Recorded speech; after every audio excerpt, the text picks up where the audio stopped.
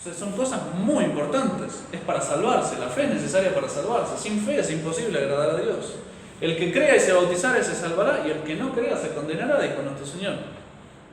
O sea, son cosas, eso es lo que nos separa, y no es que nos separa para tirarlos al infierno, sino justamente para traerlos a la verdadera fe, que es la verdadera misión de la iglesia. Ir y predicar a las naciones y traerlas a la fe y al bautismo.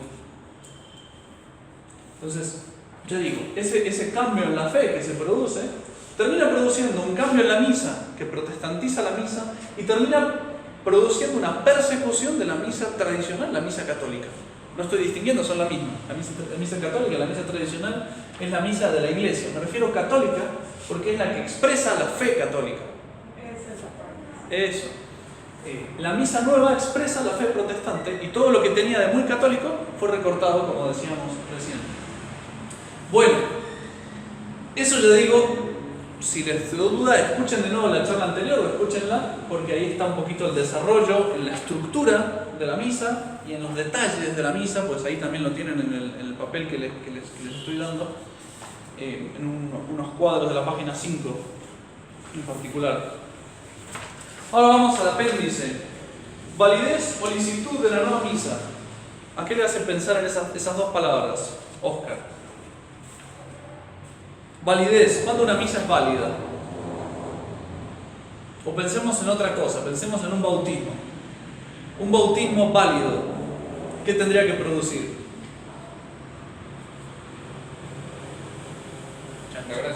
Claro. Un bautismo válido es el bautismo que realmente está funcionando y por lo tanto borra el pecado original, por ejemplo.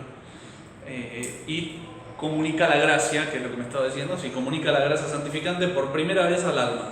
Eso es un bautismo válido. Ahora, un bautismo lícito, la palabra lícito, digamos así, traducida de modo sencillo, significa bueno, que no solo está produciendo lo que tiene que producir, sino que lo hace de modo bueno. Por poner algo, un ejemplo evidente, una cosa es tener hijos dentro del matrimonio y otra cosa es tenerlos fuera del matrimonio. Un hijo en el matrimonio es válido, nace el hijo, produce el hijo, pero también es lícito, o sea, hay un sacramento, hay una bendición de Dios, es el modo normal de formar una familia. Fuera del matrimonio hay un hijo, es válido, pero es completamente ilícito, o es un adulterio si está casado, o es una fornicación, y entonces es un hijo que se llama normalmente hijo bastardo o hijo ilegítimo, hijo natural. La palabra bastardo ahora nos suena a un insulto, pero era un modo normal. Justamente llega a ser un insulto porque es algo fuera del orden normal. Pero la palabra bastardo justamente se usa no por un insulto, sino porque es el modo normal de designar a un hijo tenido fuera del matrimonio. Padre, ¿y eso quién lo opina? ¿La iglesia que dice si es algo lícito o no? Sí. O sea, por un lado la naturaleza de las cosas. Sí. Yo no puedo, o sea, una misa sacrílega, satánica. La misa satánica, que saben lo que es una misa satánica, es un horror. O sea, buscan a un sacerdote, verdadero sacerdote, que sabe bien las palabras de la consagración, sabe cómo usar, hace bajar a nuestro Señor para blasfemar, para pisotear la hostia, para hacer un montón de porquerías horrorosas, normalmente son orgías, esas cosas. Es válido. O sea, ¿Cristo está bajando al altar o no está bajando al altar? Sí, porque saben exactamente qué hacer para que Cristo baje al altar. ¿Es lícita? No, evidente que no. Una misa satánica es una misa que está haciendo bajar a nuestro Señor para maltratarlo, para ofenderlo, como si lo estuvieran crucificando de nuevo en la cruz. ¿Cristo está en la cruz? Sí, pero hay modos de estar cerca de la cruz y modos, ¿no? Uno puede estar como los judíos que blasfeman, puede estar como los que lo están clavando en la cruz, o puede estar como la Virgen Santísima rezando. Ya digo, la licitud, hay reglas que la Iglesia pone en muchas cosas, pero que dependen de la naturaleza de las cosas. Por ejemplo, estoy pensando en el bautismo. La Iglesia pone como regla normal de que el bautismo no lo haga. Ustedes saben que el bautismo en caso de necesidad lo puede hacer cualquier laico, no hace falta que sea un sacerdote. Si hay posibilidad y hay tiempo, lo tiene que hacer el sacerdote, es obligatorio. Pero si Si hay necesidad lo puede hacer cualquiera porque es un sacramento muy necesario. Entonces las enfermeras, era muy normal que si había un peligro de muerte y no había un sacerdote cerca, pues que bautizaran al niño. Bueno, la iglesia permite eso justamente por la salvación de las almas. Pero si no hay un peligro de muerte, yo no tengo ganas de ir al cura, voy a bautizar a mi hijo en la casa. Si yo lo hago, ¿queda bautizado el hijo? No. Sí. Sí, es fácil. Si yo sé bautizar, que digo las palabras, uso el agua, tengo la intención de hacer lo que hace la iglesia, yo soy un ministro yo puedo bautizar y realmente quedaría bautizado. Eso es como lo que se explica de los sacramentos, Padre, que sean la materia y la forma correctas. Esto que está escrito acá, exactamente, sí. Se puede- Mientras esté materia, forma, ministro e intención, o sea, sabemos que cualquiera puede ser ministro del bautismo, cualquiera puede bautizar. Pero la iglesia dice, oiga, eso solo en necesidad háganlo. Entonces, es completamente ilícito que yo, si no hay una necesidad, si no hay un peligro de muerte, es completamente ilícito que bautice a mi sobrino o a hijo de vecino. No, venga, el cura está ocupado, venga acá que yo lo bautizo. O en el campo, Nos ahorramos el por ejemplo, problema. en el campo que- Sí, que puede ser que el sacerdote tarde un año en llegar, bueno, por las dudas se bautiza para que no esté, no sé, qué sé yo, una cosa así. Podría ocurrir. El caso es que si no hay nada de eso, es completamente ilícito, aunque es válido, la persona queda bautizada. Pero ¿qué pasa? Cuando yo hago eso, la persona queda bautizada, pero yo estoy cometiendo un pecado. Y si un sacerdote le autoriza a uno, en caso de no haya sacerdote, o no tenga un sacerdote, dice, "Puedo Ya digamos es bautizar". otro caso, vamos a los casos evidentes, ¿sí? Vamos a los casos evidentes.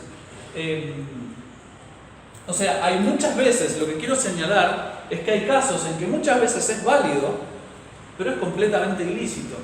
Como digo, una misa sacrílega. O sea, una misa sacrílega casi seguro que es válida porque tiene muy claro, sabe mucho más claro que a veces los sacerdotes modernistas saben mucho más claro qué es lo que se necesita para la validez.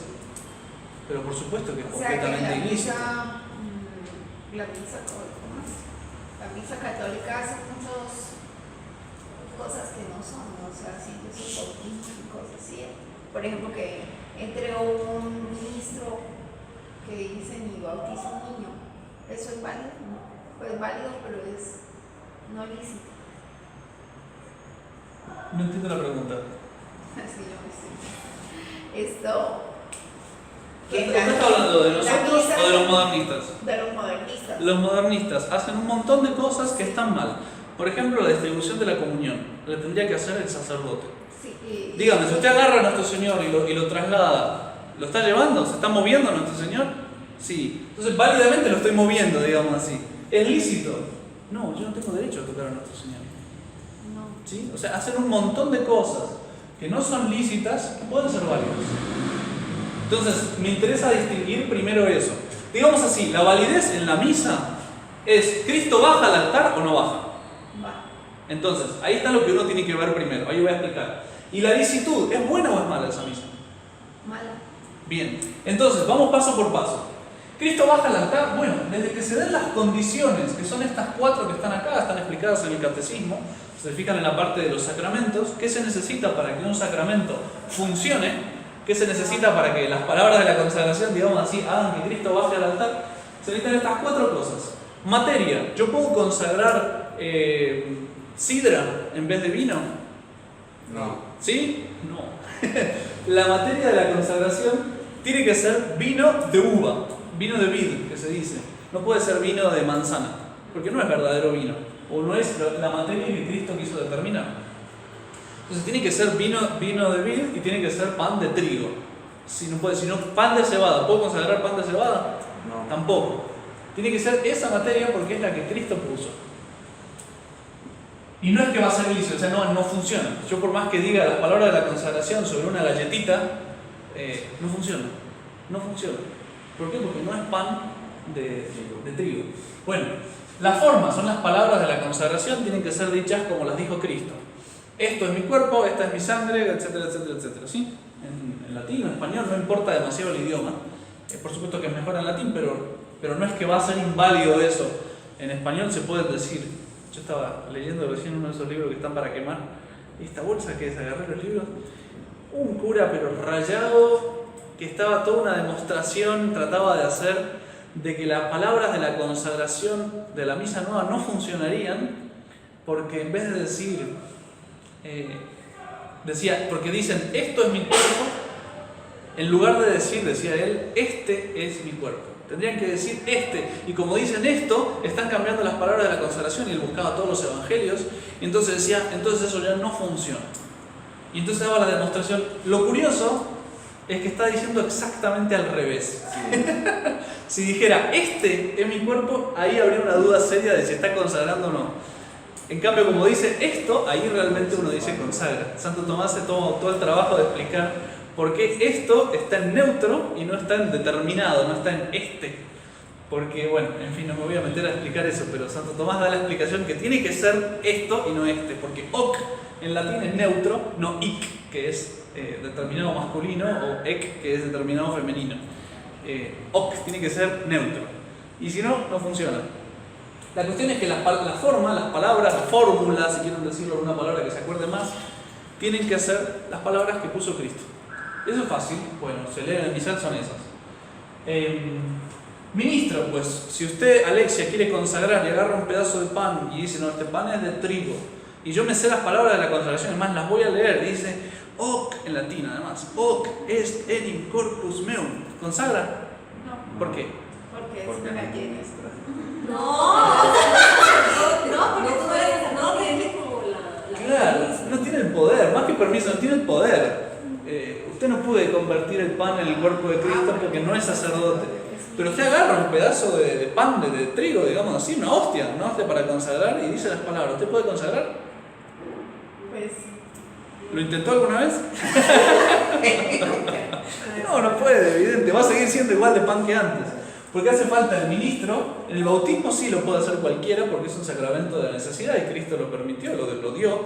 Pero para la consagración y para la misa solo puede ser el sacerdote. Y si es otra persona, no funciona. Y si el sacerdote no es verdadero sacerdote, no consagra. Por más que se vista de negro y tenga todas las cosas, tampoco funciona. ¿Sí? Supongamos que en la misa pues vamos a tener estas tres cosas normales. Supongamos que en la misa nueva vamos a tener estas cosas normales. Además, hace falta algo importantísimo, que es la intención de hacer lo que hace la Iglesia.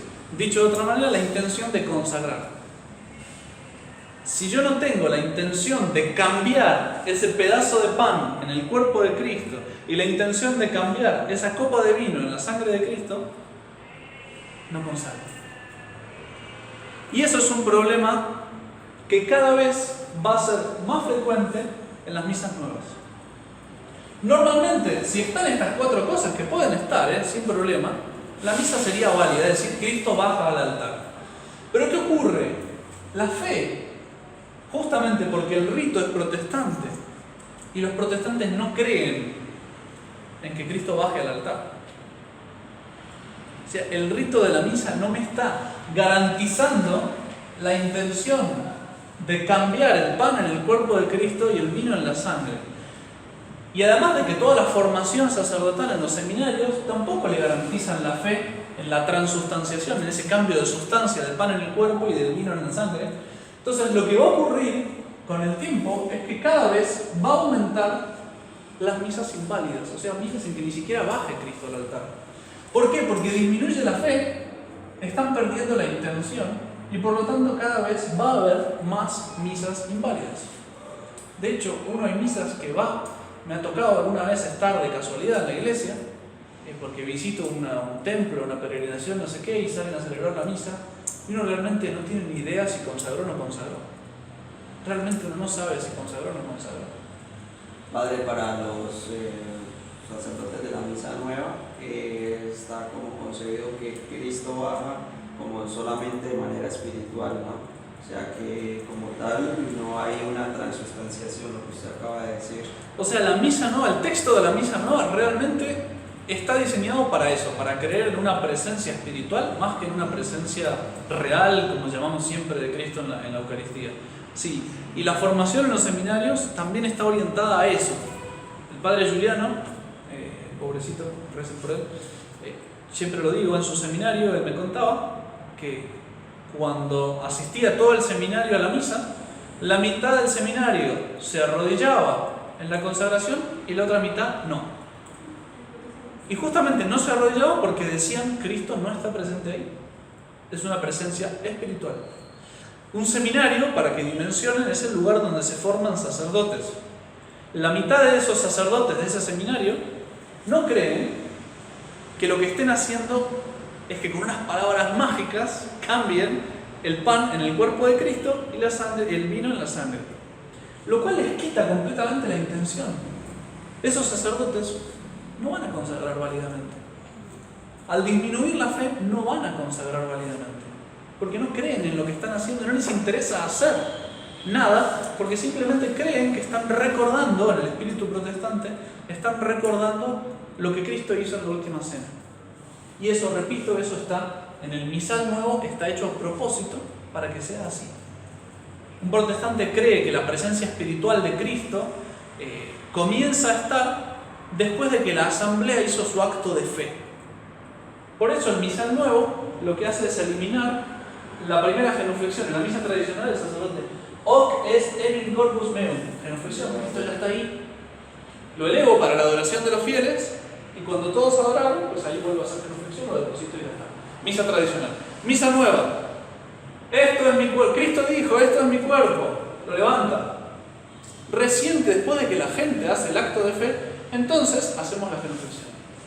La primera genuflexión se elimina. ¿Por qué? Porque si pusiéramos esa primera genuflexión, creeríamos en las palabras mágicas de la consagración, en la opinión inventada por los teólogos tomistas de la transustanciación. Eso es lo que dicen ellos, ¿no? Y lo mismo en el misal tradicional. Yo siempre he tenido las ganas de agarrar un misal tradicional. En el seminario teníamos un misal tradicional que estaba tachado todo lo que había cambiado a la misa nueva. Y es muy visual para ver realmente la protestantización de la misa.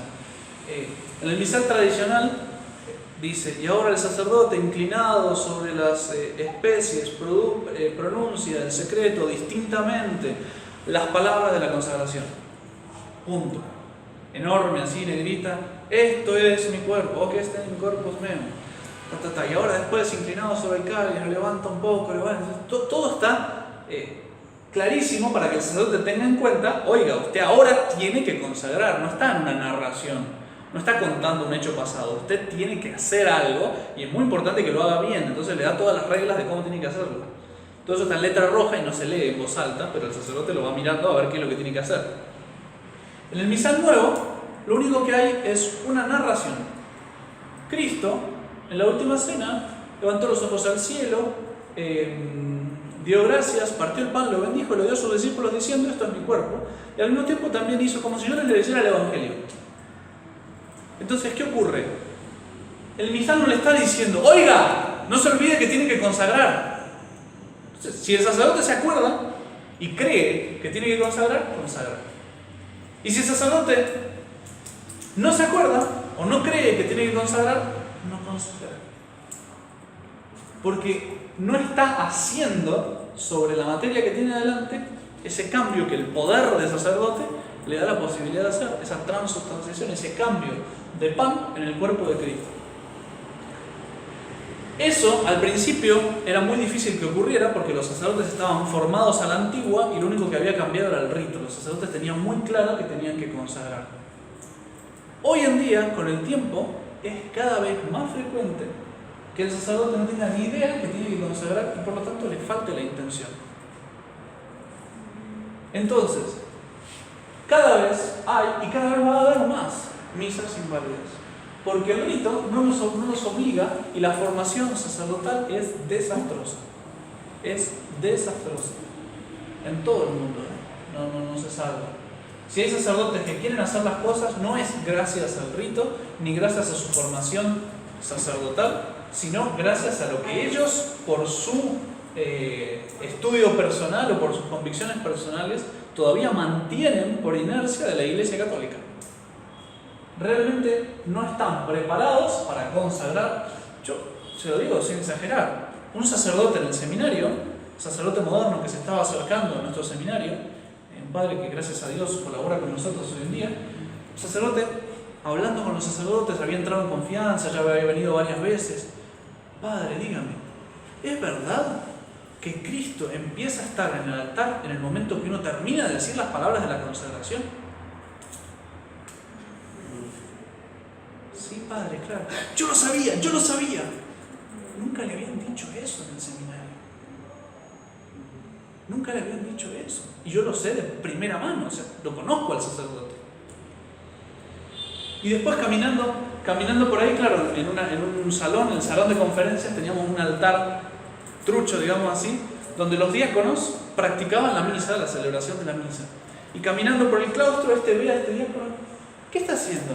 Ah, vale, está practicando la misa. Ah, ustedes practican la misa. Porque yo cuando me ordené me dijeron, usted ya la vio muchas veces, vaya y celebre. Eso es lo normal, no estoy hablando de una excepción, es lo normal hoy en día en la misa. Sí, es que el sacerdocio no le da la importancia que se debe a la misa. Es que no saben qué es un sacerdote, no saben que un sacerdote es el que tiene que celebrar el sacrificio y el que tiene que consagrar. No saben, les pasa exactamente lo mismo con el sacramento de la confesión. Jamás le dijeron directamente, y se lo dieron como dogma de fe, que la confesión borra pecados. La confesión, los sacerdotes hoy en día, salvo que sea un sacerdote que por su cuenta haya aprendido algo, la confesión hoy en día es una cuestión psicológica. O sea, es el psicólogo. Usted ve al psicólogo, charle, cuente sus cosas y uno trata de ayudarlo. Una cuestión puramente humana. No se trata de agarrar y dar una fórmula de la absolución que borre sus pecados si hay suficiente arrepentimiento. Y les va a pasar. Me contaba hace poco una persona, que no voy a decir el nombre, que se confesó con el padre, le dijo todos sus pecados y el padre le respondió, me dijiste todos tus pecados, yo te voy a decir los míos. ¿Qué? O la más clásica, muy común, no, eso no es pecado, eso es normal, eso es natural, sobre todo cuando se habla de pecados de impureza. No sé, a mí me dijo una vez, pero no sé tan duro, me dijo. Sí, es que eso es re normal. ¿Por qué? Porque no se sabe qué es el sacramento de la confesión. Bueno, eso que ocurre con la confesión, que hay un montón de confesiones que uno sale con los mismos pecados con los que entró, porque no le dieron absolución, ocurre también muchas veces en la misa. Por no saber lo que es la misa, no saber que tienen que consagrar, que es muy importante que digan las palabras como las dijo Cristo, que tengan la intención de consagrar. Muchas veces Cristo no baja al altar y cada vez más frecuentemente Cristo no va a bajar al altar. ¿Por qué? Porque les está faltando la intención. Padre, y entonces, por lo menos cuando uno va a las otras misas, a la misa nueva, es un engaño. No estoy diciendo que siempre sea inválido, ojo, porque se puede celebrar válidamente la misa nueva. Se puede celebrar la misa de tal manera que Cristo baje al altar. Pero ¿de qué va a depender? ¿De qué sacerdote celebra? De si el sacerdote tiene la intención o no la tiene. Porque el rito no le garantiza la intención. Digamos que el rito de la misa tradicional te obliga a tener la intención. O sea, para no tener la intención tendrías que estar en una rebeldía muy grande. Porque ya te digo, todo el rito te obliga a inclinarte, a hablar. O sea, te das cuenta, tenés que ser un idiota para no darte cuenta que te está obligando a consagrar. La misa nueva es tan protestante que uno no tiene ni idea si consagra o no consagra.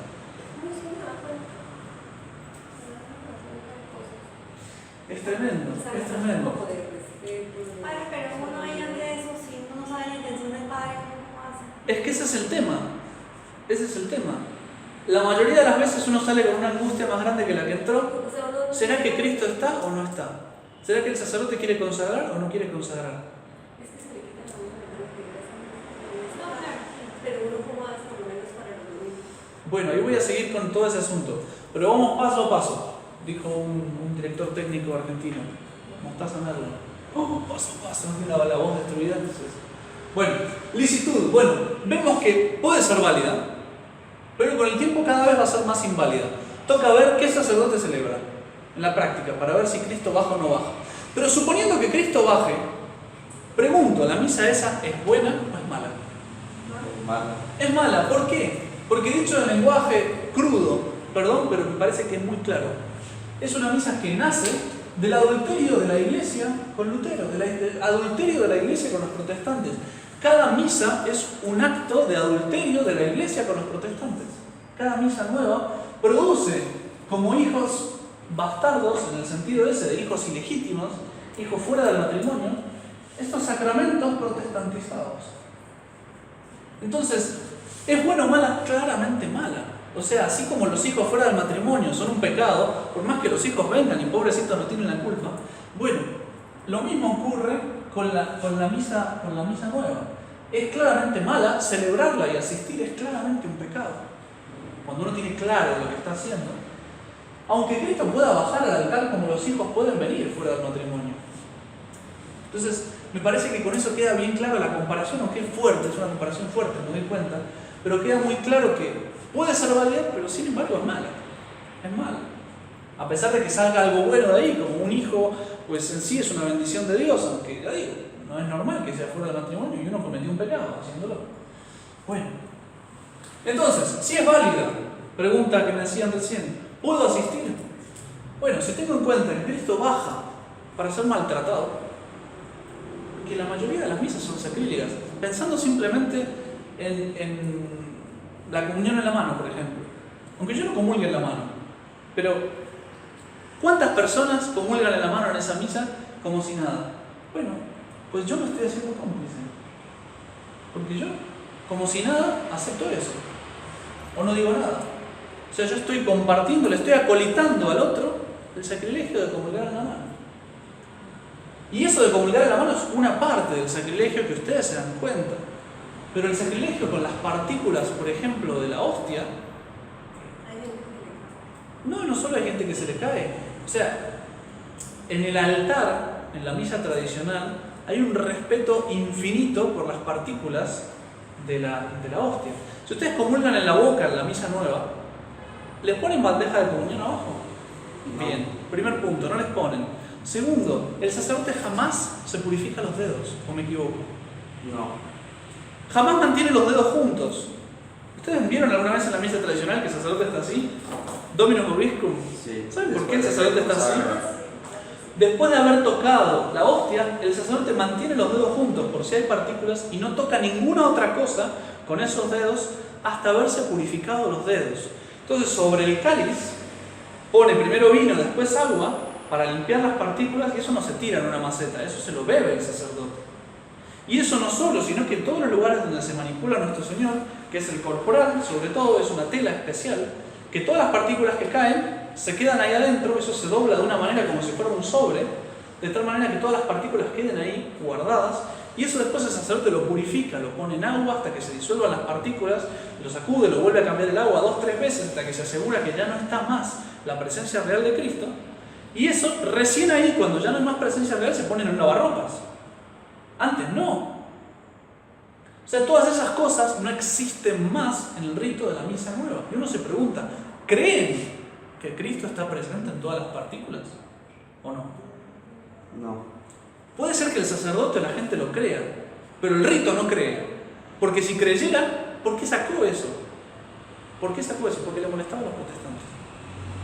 O sea, no existe más corporal, bolsa de corporal, no existe más, o si el sacerdote lo quiere usar, lo usa, pero en el rito no existe más. No existe más mantener los dedos juntos, no existe más purificarse los dedos, no existe más no tocar nada con esos dedos, no existe más bandeja de comunión en la boca, no existe más. Porque si el sacerdote se tiene que purificar los dedos después de tocar a Cristo, ¿qué vamos a decir de cada fiel que comulga en la mano? ¿No? Que termina de comulgar y ¿qué hace uno con las manos? Y ahí Cristo desparramado por todos lados. Ni qué decir si se cae la hostia al piso. Si se caía la hostia al piso, la iglesia mandaba que uno tiene que poner un purificador arriba, primero recoger la hostia, y en el lugar donde cayó, dejar un purificador para que nadie pise, o sea, una tela sagrada para que nadie pise, y después de la misa, con tiempo, venir a echar agua, purificar y recoger las partículas que pueda haber. Eso está obligatorio, el sacerdote tiene que hacer, si sabe exactamente dónde cayó la hostia, ¿no? Eso no existe más. Se queda una hostia, en todo caso, o la levanta el sacerdote y le dice al sacerdote, por favor, recójala. Hasta ahí llegamos. ¿Sí?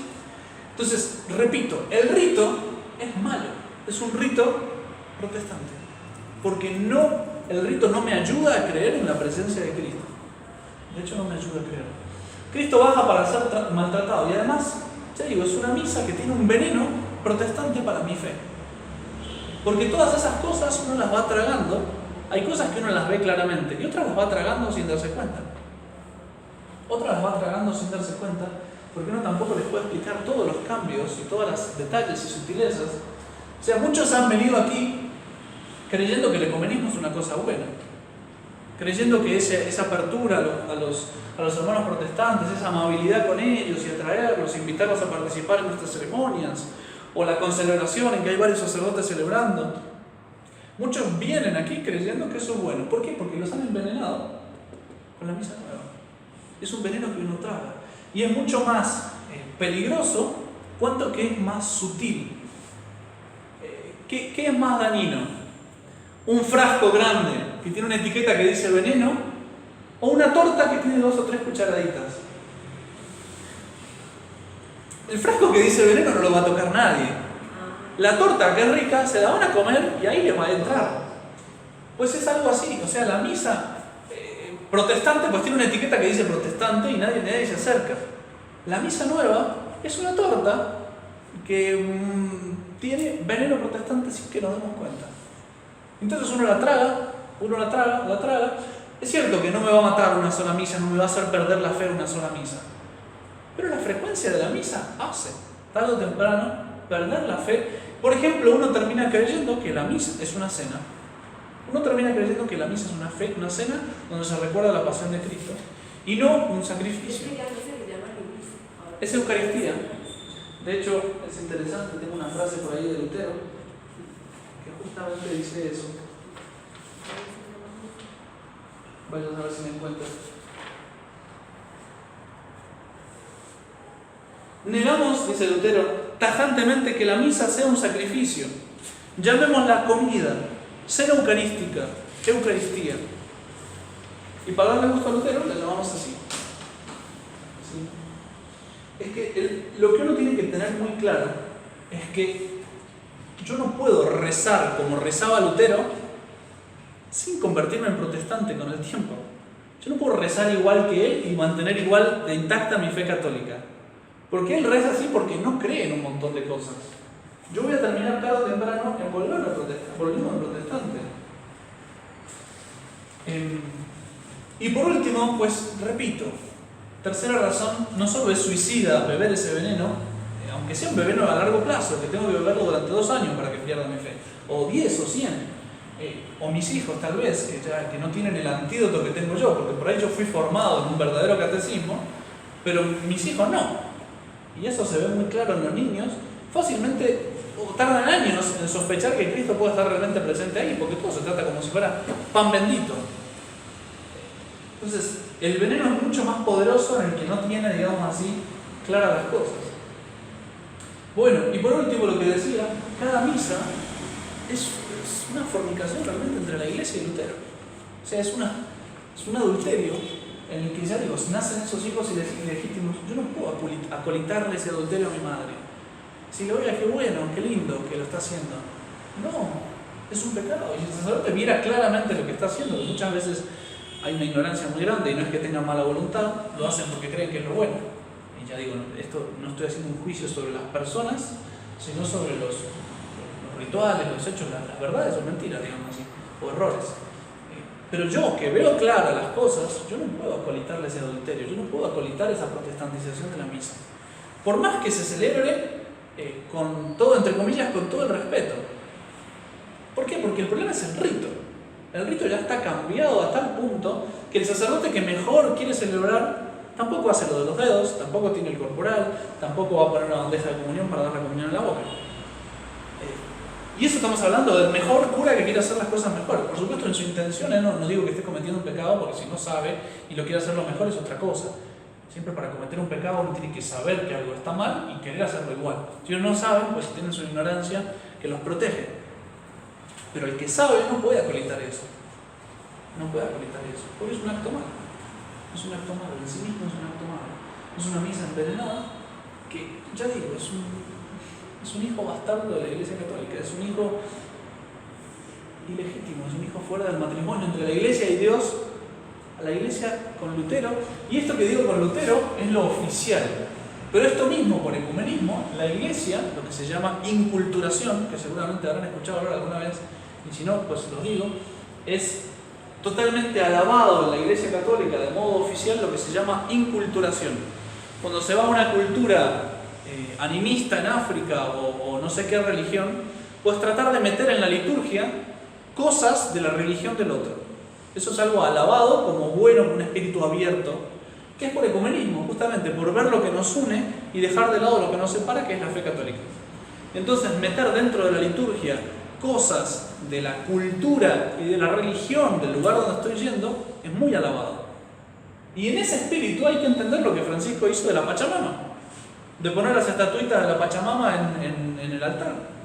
Es una inculturación y está dentro del espíritu. O sea, no es que Francisco es un loco que salió de la noche a la mañana y quiso hacer esas cosas. No, no, viene siguiendo la línea. Viene siguiendo la línea. O sea, esto está puesto así desde el momento que vino el Concilio Vaticano II. Está puesto así. Y si no me creen, Juan Pablo II hizo exactamente lo mismo y puso una estatua de Buda arriba del sagrario, del altar. Ya digo, la inculturación es algo que se ve muy bueno. ¿Por qué? Por el principio del ecumenismo, ver lo que nos une y dejar de lado lo que nos separa, que recordemos siempre que lo que nos separa es la fe católica. Entonces estamos dejando de lado la fe para unirnos en una amistad humana, una solidaridad humana, que ya no es la caridad cristiana. La primera caridad es transmitir la fe, por eso salieron los misioneros por todos lados, y mantener esa fe es mi primer deber. Por eso los mártires murieron antes que tirar un granito de incienso a los ídolos. Hay un mártir que le habían puesto para que pareciera que lo estaba, le ponen unas brasas ardiendo en la mano con incienso para que cuando se queme la suelte y la tire a los ídolos. Y la mantuvo hasta que realmente no pudo más, pero quedó clarísimo que no las quería soltar. O sea, salió con la mano que casi no quedaba. ¿Por qué? Justamente porque mantener la fe es mi primer deber ante Dios y compartir esa fe es mi primera caridad. Porque sin fe no se puede salvar. El que no crea se condenará, dice nuestro Señor. Eso es duro. ¿Sí? Bueno, y como decía ella, para cumplir el precepto dominical, ¿puedo o no puedo? Pues, puesto la pregunta de un modo mucho más claro, si usted no tiene al sacerdote católico que le bautice a su hijo, ¿puedo ir al ministro protestante que me bautice a mi hijo? Porque, ojo, el bautismo de los protestantes, muchos protestantes bautizan válidamente, realmente borran el pecado original y dan la gracia. ¿Puedo ir al ministro protestante? No. Bueno, entonces, si yo no puedo ir a la misa del domingo, ¿puedo ir a la misa del culto de los evangélicos? Bueno, pues así como no puedo beber el frasco que dice veneno, tampoco puedo comer la torta envenenada, porque Dios no puede querer que yo me suicide. Dios no puede querer que yo ponga en peligro mi fe, ni tampoco puede querer que yo sea cómplice en el maltrato que le están dando. Entonces, nos va a doler, porque uno realmente quedarse en la casa en un domingo, bueno, esta cuarentena por ahí nos acostumbró un poco más, pero domingo sin misa le angustia, pero terriblemente. Pero es un sacrificio que le puedo ofrecer a Dios. Porque realmente Él no puede querer que yo sea cómplice de ese maltrato, ni tampoco que ponga en peligro mi fe. Me hace acordar a un feligrés que, claro, ya estaba buscando cada vez la misa menos peor, y pasaba de un lado para el otro, hasta que entró también en la menos peor, y en la menos peor también había desastres, y en el medio de la misa le dijo a su esposa: cariño, después nos confesamos, pero vámonos de acá, yo no puedo soportar esto. Claro, no estaba bien planteado, porque realmente si uno ve que es una cosa mala, no tiene que confesarse de haber faltado a la misa nueva. Bueno, entonces parece una gracia estar en esta misa, y los que no pueden, que son tantísimos, ¿qué hacen? Pues, ¿condenados? no, ahora vamos a hablar justamente de eso. Es el punto que sigue. No, condenados no. Porque ya digo, una cosa es el que se da cuenta y entiende que es mala la misa, y otra cosa es el que tiene la ignorancia y cree que está haciendo, porque hay mucha gente buenísima que va a misa nueva y cree que está haciendo las cosas bien por ir a la misa nueva, y Dios la juzgará de acuerdo a su conciencia. Es decir, de acuerdo a lo que ellos entiendan y quieran hacer. Sin embargo, es más difícil salvarse en la misa nueva que en la misa tradicional. Como es más difícil salvarse cuando uno se va a confesar con un sacerdote que no le da la absolución, o que me dice esto no es pecado. Y yo, mi conciencia, por ahí me convence el cura que me dice que no es pecado, pero por ahí no me convence, yo realmente quiero que me absuelva y el sacerdote no me absuelve. Quiero decir, o sea, todo lo que nuestro Señor puso facilita muchísimo la salvación de las almas. Hoy en día los sacerdotes, por ejemplo, no suelen dar la extremaunción. Es muy raro que el sacerdote vaya a dar una extremaunción, es algo que no sé, que se den las circunstancias, que esté, que conozca a la persona. Envían a un laico, padre. Normalmente envían un laico que lleve la comunión y a veces hasta que escuche los pecados, si es que les interesa escuchar los pecados. Eso es muy común. Entonces, hay muchos, yo les digo, y les digo como sacerdote, hay muchos fieles que se salvan solamente por la extremaunción. Porque vienen, caen, vienen, caen, vienen, caen, vienen, caen. Y a la hora de la muerte, cuando ven la muerte cerca, se arrepienten hasta ahí nomás y viene el sacramento de la extremaunción y les borra los pecados y los prepara para sufrir, los empaqueta ya para la vida eterna.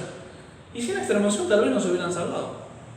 Y eso es muy normal, es muy común. Entonces, en la misa moderna es más difícil salvarse, por más que uno tenga esa ignorancia. Así como entre los protestantes se condenan todos o no. Sí, claro.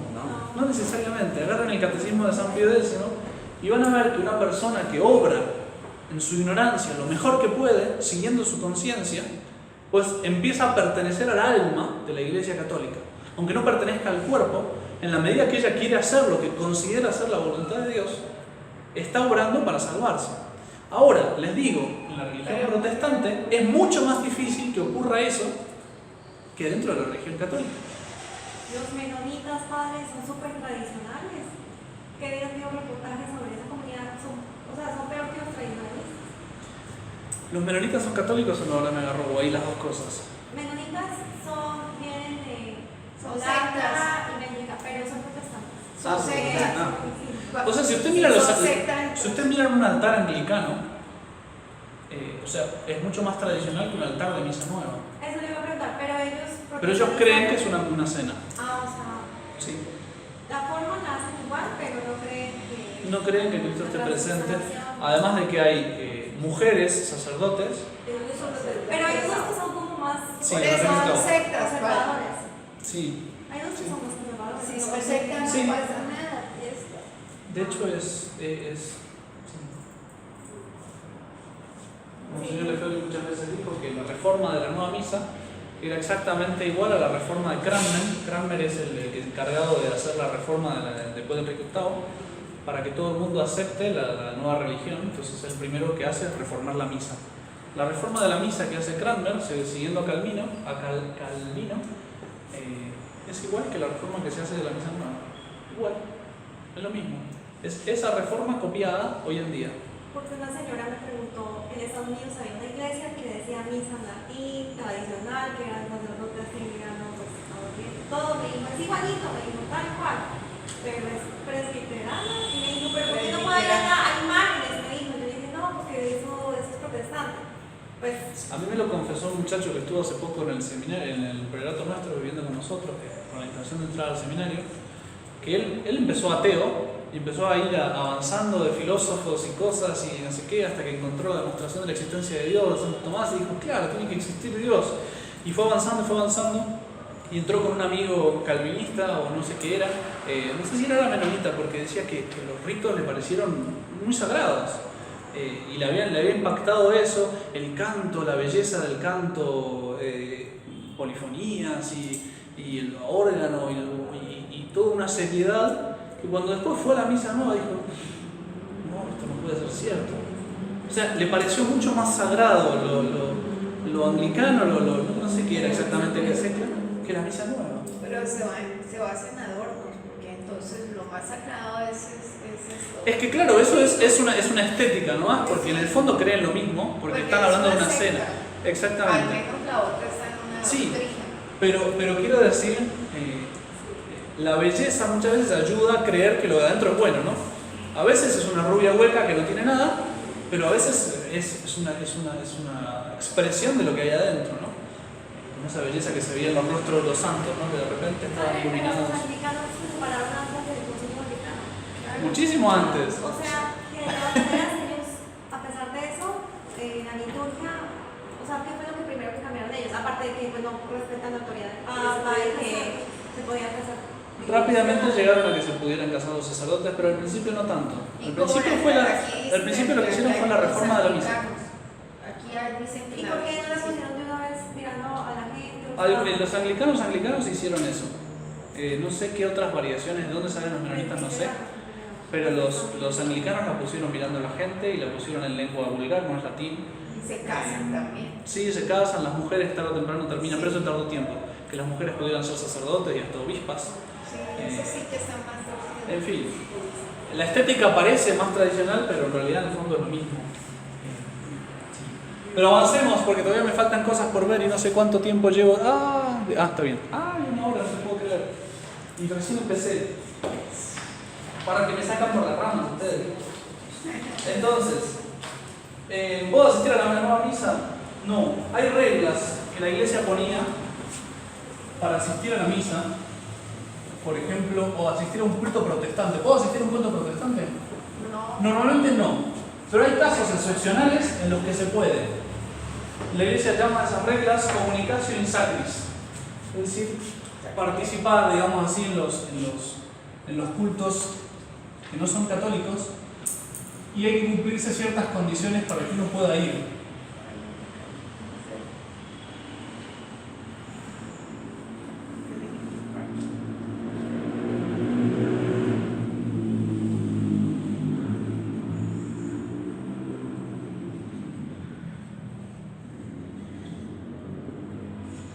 Si yo tenía que asistir, por ejemplo, que puede ser que les pase alguna vez en la vida, o varias veces en la vida, que viene, no sé, murió el esposo de no sé quién o un vecino que es protestante, y me invitan al entierro protestante, y va a estar el pastor dando el entierro. Bueno, es una causa grave en la que yo puedo ir porque hay una cuestión, o sea, se tomaría como una injuria el que uno no vaya, sería una falta de caridad contra la otra persona. Entonces se considera causa grave, por ejemplo, un entierro. Yo pensé que no era mejor. Ahí voy a explicarle un poquito más. Matrimonio.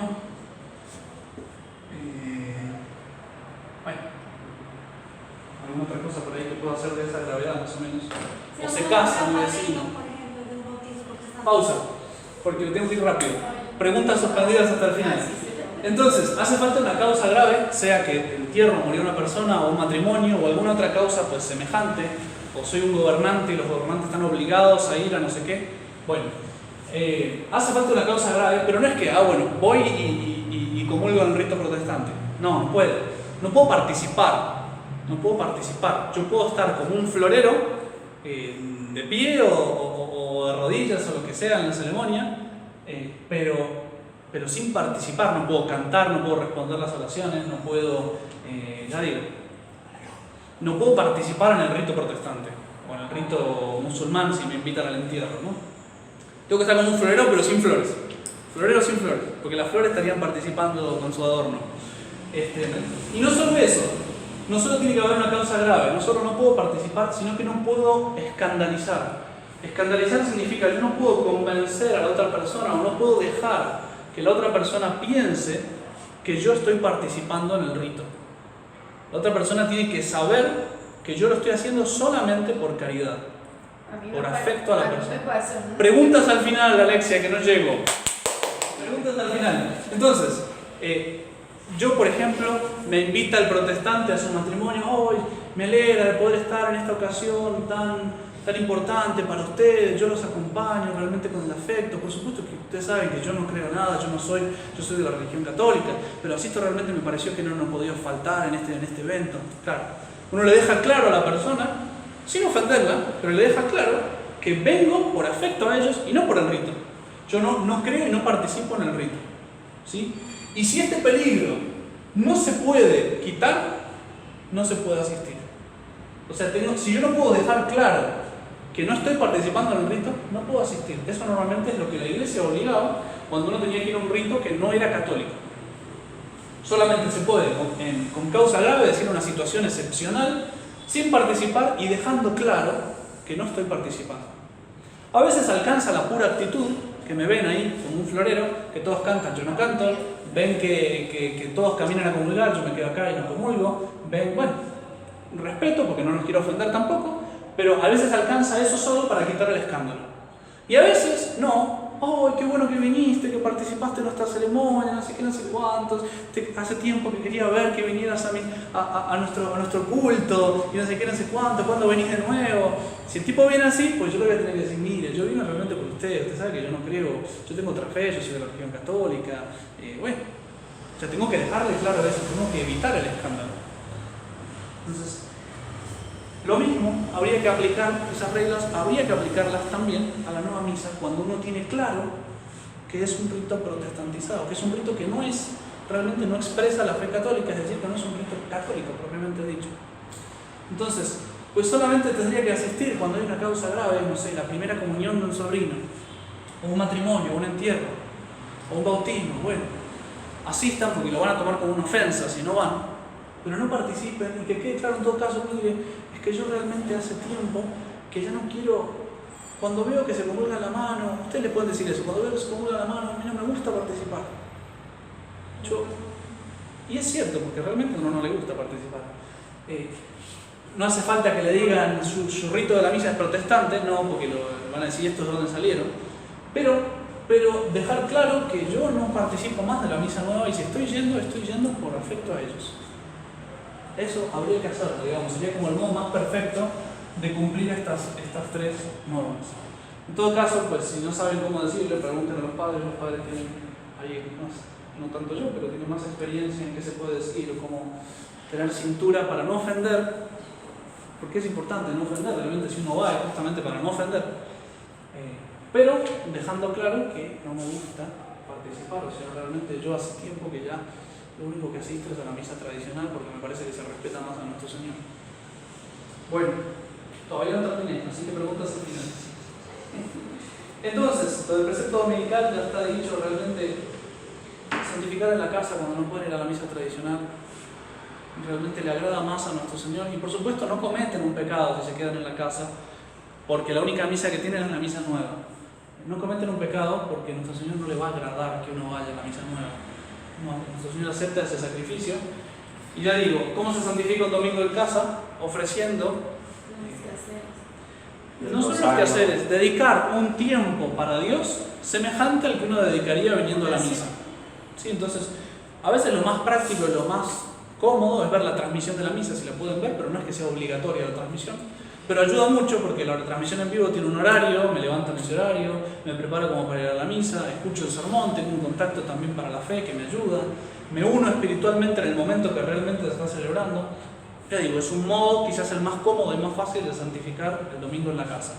Y si eso no les ayuda porque mirar la pantallita de un celular les parece una cosa fea o mirar la televisión para la misa no les gusta, bueno, pues pueden agarrar y dedicar un tiempo semejante al que dedicarían en la transmisión de la misa, pues dedicarlo en algo para Dios. Por ejemplo, el rosario y las lecturas del misal, o el estudio del catecismo, que siempre lo aconsejo, para ir adelantándolo. Sería bueno, sería hermoso si cada año uno pudiera leerse el catecismo completo, porque son cosas que uno se las va olvidando y tiene que volver a leerlas, y el catecismo es, a medida que uno lo va repasando, va descubriendo profundidades que a primera vista no las vio.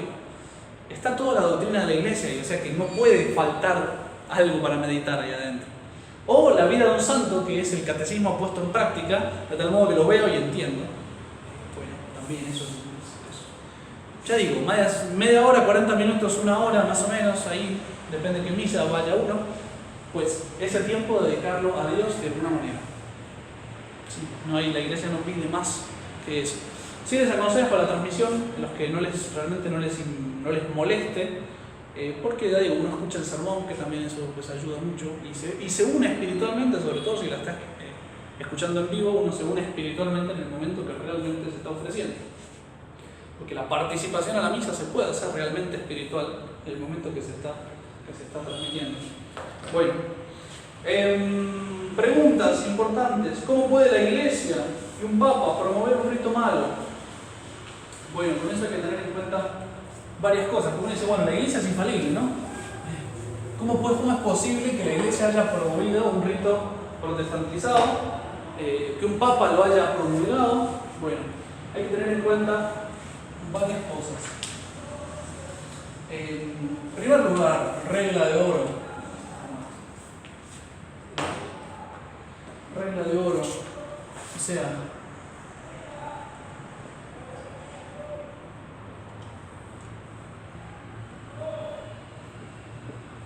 una ley mala, una ley que va contra el fin de la iglesia, no puede ser una verdadera ley. O sea, eso es un principio fundamental. O sea, no podemos. Ahora, para ser buenos católicos tenemos que ser protestantes. No, evidente que no. Eso es principio fundamental que está atrás. Pero además, si empezamos a mirar en la práctica cómo se dio, podemos decir claramente que la nueva misa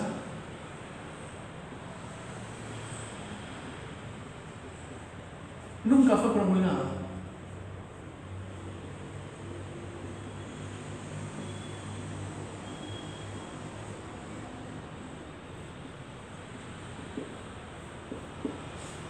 Saben que una ley, para que obligue, tiene que estar promulgada, tiene que estar avisada antes con autoridad, dar un periodo de tiempo y después de ese periodo de tiempo obliga.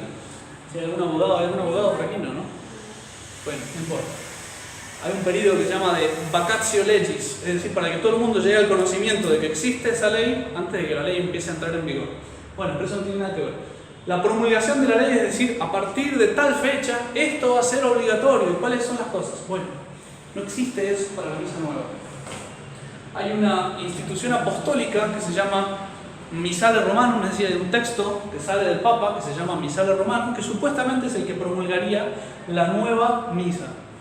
Ese texto está en latín, dice una expresión que se escribe así, eso lo descubrió un señor de Galarreta, dice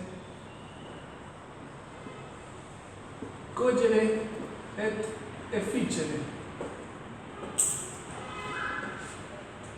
Resumiendo y sacando conclusiones. Exactamente, ¿lo leyó recién? Sí, padre. Bien, porque hay dos verbos latinos que se parecen mucho. Uno es cogere, que es recoger o resumir, si quieren ponerlo en alguna cosa, y otro que es coegere, que creo que va con diéresis, porque si no sería chegere. Coegere, que son parecidos, pero uno significa obligar y el otro significa resumir. Si yo pusiera coegere et efficere, yo quiero obligar y hacer. Pero el texto latino no dice coegere, dice cogere. ¿Qué fue lo que ocurrió?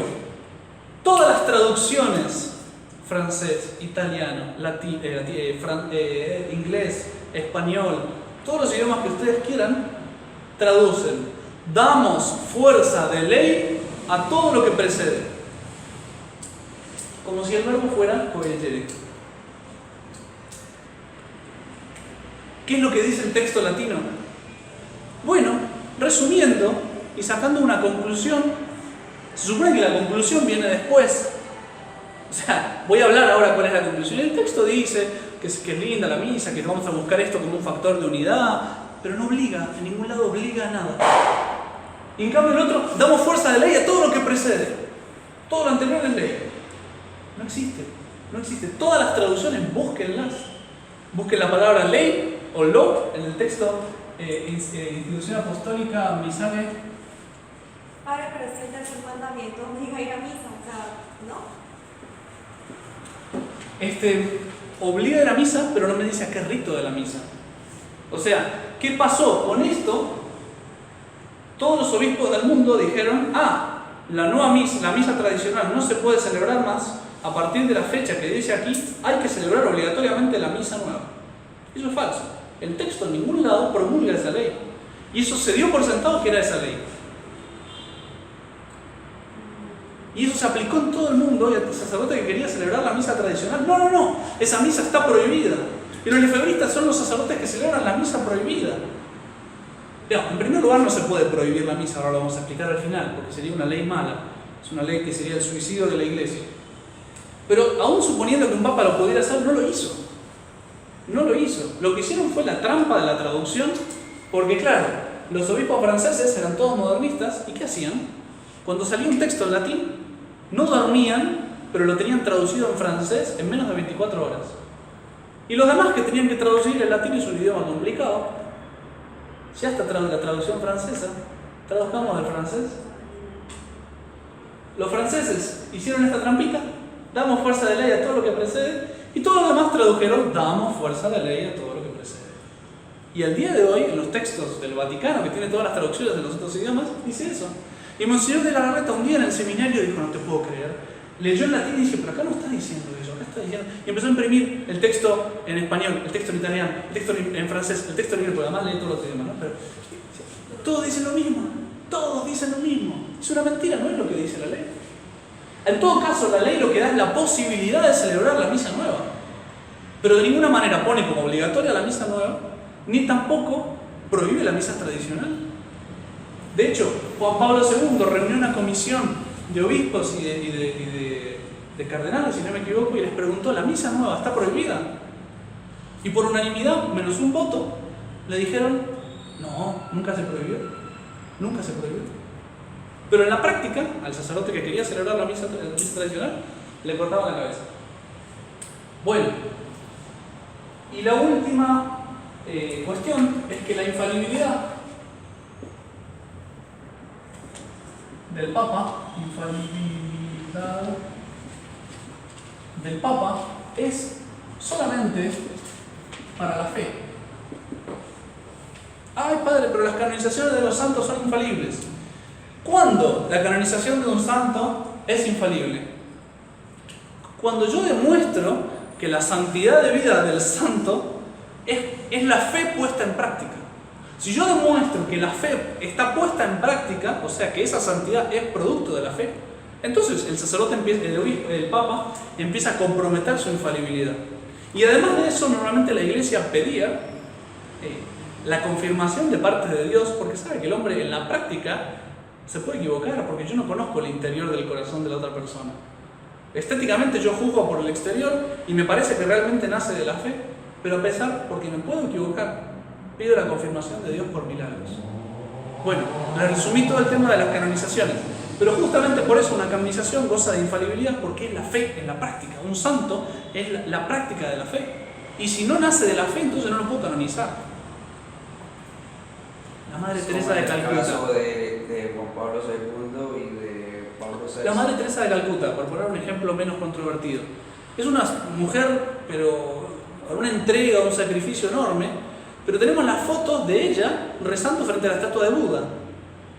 Y uno dice, ¿es canonizable? ¿Eso es la fe puesta en práctica? No, es más bien una bondad natural llevada a un extremo de sacrificio, pero no es realmente la fe puesta en práctica en grado heroico, además. Porque la santidad, para ser canonizable, tiene que ser grado heroico. Bueno, entonces no es canonizable y por lo tanto una canonización de ese tipo no compromete la infalibilidad. No me están garantizando. La canonización lo que me garantiza es la fe la que produjo ese santo, y ese santo vivió de la fe. Justus meus ex fide vivit. El justo vivirá por la fe, dice la Escritura. Bueno, en la liturgia pasa lo mismo. ¿Cuándo la liturgia tiene infalibilidad? ¿Cuándo es canonizable una liturgia? Cuando es la fe la que reza. Cuando la fe católica reza, entonces yo puedo canonizar una liturgia. Y eso es lo que hizo San Pío V a la misa tradicional. Me garantiza que la fe es la que está rezando ahí. Y no solo alcanza con eso, porque digamos que hasta podría haber errores en eso, no los hay. Pero además, como en la canonización se pide la confirmación por milagros, en la liturgia se pide la confirmación de santos, que haya santos que hayan sido producidos por esa liturgia. Y todos los santos de la Iglesia fueron producidos por la misa católica, por la misa tradicional, por la misa de siempre. O sea, busquen al santo que ustedes quieran en el calendario, y fue un santo de la misa tradicional. Está producido por esa misa, por esa comunión, por esos sacramentos. Entonces, realmente se puede decir que el Papa comprometió su infalibilidad, y Monseñor Lefebvre lo decía, que San Pío V canonizó la misa tradicional. No fue que la inventó, no, esa misa venía de siempre, y él en un momento la canonizó porque expresaba perfectamente la fe y porque había producido todos los santos que la Iglesia conoció. O sea, esa canonización ya no se puede sacar. Lean la bula Coprimum Tempore, realmente es una canonización. La misa nueva no tiene nada ni parecido, ni podría hacerse todavía. Por eso no se llama misa, se llama Eucaristía. Porque haría falta ver frutos, y realmente los frutos de la misa nueva es la pérdida de la fe en el mundo entero. O sea, si ustedes miran el caso, por ejemplo, de Inglaterra, los anglicanos se estaban convirtiendo a millones, no sé cuántos millones al año, o cuántos cientos de miles al año se convertían, no sé si no eran 800.000 y pico, que pasaban del anglicanismo a la religión católica antes del concilio. Después del concilio, cero. Y más bien son los católicos que se pasan al anglicanismo. Eso es fruto de la misa nueva. Y así los números, si se fijan en el primer capítulo de la crisis es fruto de la misa nueva. Busquen ese primer capítulo, reléanlo ahora que tienen más claro lo que sigue y miren los números. O sea, eso es el fruto de la misa nueva. Eso no es canonizable. Eso no puede comprometer la infalibilidad de ningún modo. Además de que el Papa no la quiere comprometer. De hecho, tengo un texto acá que le preguntan a Pablo VI qué valor tiene el rito de la misa nueva en la página 7 y dice: el rito y su rúbrica correspondiente no son en sí mismos una definición dogmática. No gozan de infalibilidad. Son capaces de diversas cualificaciones teológicas, dependiendo del contexto litúrgico al que se relaciona. Tienen más o menos valor dependiendo quién la celebra, cuándo la celebra, en dónde. Porque además ni siquiera hay una unidad. Cada sacerdote hace un poco lo que quiere. Es una acción que no siempre se lleva a cabo exactamente de la misma manera. Es una acción que solo el análisis teológico puede examinar y expresar en fórmulas doctrinales que sean lógicamente satisfactorias. ¿Qué es lo que me está diciendo? Solo el análisis teológico puede decirme qué es. Es decir, los teólogos tendrían que sentarse a estudiar qué valor tiene esto. Porque si fuera infalible, yo les digo, esto están obligados a hacerlo, a creerlo, a practicarlo. Porque la infalibilidad nace, como vimos antes, de la autoridad que el Papa le impone. El Papa le impone la autoridad de Cristo a eso y obliga. Él no está diciendo, no, fíjense ustedes. Eso significa al menos que él no está poniendo nada de su infalibilidad. Lo diga o no lo diga, pero en el fondo está diciendo eso. Bueno, y termino con esto. ¿Puedo asistir a la misa tradicional? Ese apéndice me lo agrega el Papa Francisco, después de tradiciones custodes. Dicho de otra manera, ¿el Papa podría eliminar uno de los 7 sacramentos? No. Podría cambiar, decir ahora a partir de ahora la confesión ya no es más necesaria, no la vamos a hacer más. No. Porque los sacramentos los instituye Cristo y cuando la institución es divina no se puede cambiar. Hasta ahí quedamos y punto, se acabó. Es cierto que la misa no es solo un sacramento, no digan el Padre está diciendo tonterías. La misa es un sacrificio que produce un sacramento. Es como un árbol que produce un fruto. Por eso la misa pasa en un rato y después queda el fruto en el sagrario guardado durante mucho tiempo. El sacramento es la Eucaristía, la misa es el sacrificio, es el rito que produce el sacramento. Pero la misa es mucho más que los 7 sacramentos. De hecho, lo explica el Concilio de Trento, lo explica Santo Tomás. O sea, todos los sacramentos nacen de la cruz. O sea, todas las gracias que necesitamos vienen de Cristo crucificado a la cruz. Y la misa no es más que la renovación del sacrificio de la cruz. Por eso, en resumidas cuentas, la misa es la fuente de los 7 sacramentos. Si ustedes cortan la misa, por un imposible, porque Dios no lo va a permitir, pero si ustedes cortaran la misa, los sacramentos dejarían de funcionar. O sea, las gracias que me da la confesión borra mis pecados porque me está derramando la sangre de Cristo, la sangre que cada día se está derramando en la misa. Realmente la misa es el corazón que está bombeando las gracias a los 7 sacramentos y gracias a que se celebra la misa, los sacramentos funcionan. El Papa no puede detener el corazón de la Iglesia porque es el suicidio de la Iglesia, se acaba la Iglesia. O sea, eso Lutero lo tenía bien claro, decía, de momento, yo estoy convencido, dice Lutero en algún lado, que si destruimos la misa habremos acabado con el papado.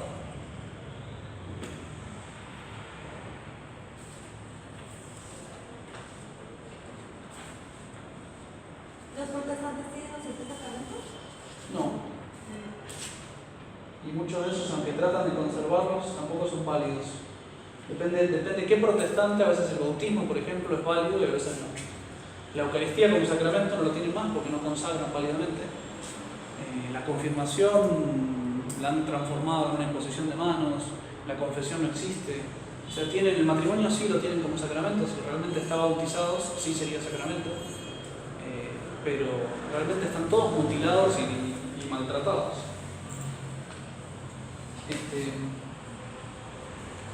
Pues no lo encuentro ahora, pero en algún lado están palabras de Lutero que justamente dicen que cuando destruyamos la misa se acabó la iglesia, y realmente la intención de él es trabajar de a poquito, que la gente no se dé cuenta que estamos destruyendo la misa, pero hay que ir destruyéndola. ¿Qué página? Página 9 del segundo libro. Página 9. Lutero afirmaba: destruyamos la misa y destruiremos la iglesia. Los masones también tienen como gran aspiración destruir la misa católica. El profeta Daniel habla de que el gran trabajo del anticristo va a ser eliminar el sacrificio perpetuo. No la de la cena perpetua, la del sacrificio perpetuo. El profeta Daniel sabía de qué hablaba. Y será justamente la abominación de la desolación puesta en el lugar santo. Bueno, y si nosotros nos vamos a poner a hacer lo mismo, evidentemente vamos a colaborar en la destrucción de la iglesia. Y no podemos colaborar en la destrucción de la iglesia.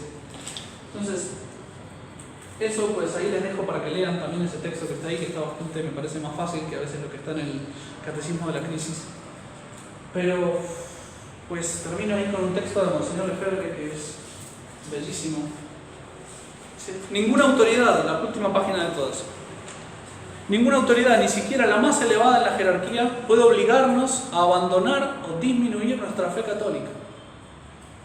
Fe católica claramente expresada y profesada por el magisterio de la Iglesia desde hace 19 siglos.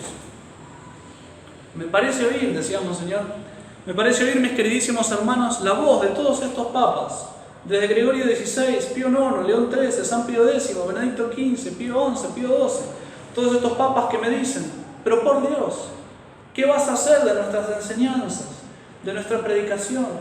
¿Qué vas a hacer de la fe católica? ¿La vas a abandonar y vas a dejar que desaparezca de esta tierra? Sigue guardando este tesoro que te hemos transmitido. No abandones a los fieles, no abandones a la iglesia. Continúa la iglesia. Porque desde el concilio las autoridades romanas han adoptado y profesado lo que nosotros hemos condenado. ¿Cómo es posible? Hemos condenado el liberalismo, el comunismo, el socialismo, el modernismo, el ecumenismo. Pero ahora las autoridades de Roma profesan, adoptan y apoyan todos esos errores. ¿Cómo puede ser? Si no haces algo para continuar esta tradición de la iglesia que te hemos transmitido, todo desaparecerá. La iglesia desaparecerá y las almas se perderán. Por la gloria de la Santísima Trinidad, por amor a nuestro Señor Jesucristo, por devoción a la Santísima Virgen, por amor a la iglesia, por amor al Papa, por amor a los obispos, a los sacerdotes y a todos los fieles, por la salvación del mundo y la salvación de las almas, guardad este testamento de nuestro Señor Jesucristo, guardad el sacrificio de nuestro Señor Jesucristo, guardad la misa de siempre. Realmente Monseñor estaba bien consciente de lo que decía.